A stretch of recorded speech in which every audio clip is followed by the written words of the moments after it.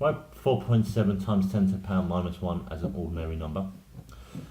So this minus 1 means my decimal place is going the wrong way. So let me just write 4.7. This minus 1 changes it to here, which will make it 0.47. So the answer is 0.47. Now remember, this is a calculator paper, and it won't always work, but let's just type this into my calculator. So 4.7 times 10 to the power of negative 1. Oh, I got 0.47, so I could have done it with the calculator, no brain. Work out the value of 2.4 times 10 to the power 3 times 9.5 times 10 to the power 5.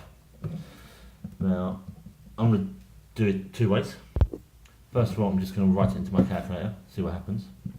So brackets 2.4 times 10 to the power 3. Make sure that's right, 3.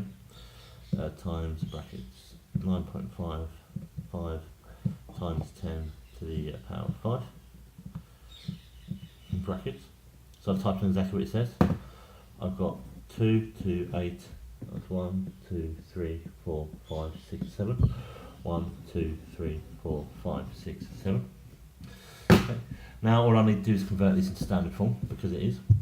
So it's going to be 2.28, because my number has to be between 1 and 10, times 10. I just need to work out the number to put there.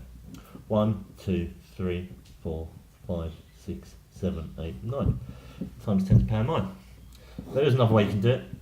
Now, what I'm going to do is I'm going to times my numbers first. So I'm going to do 2.4 times 9.5, okay, which is 22.8. And then I've got times my indices.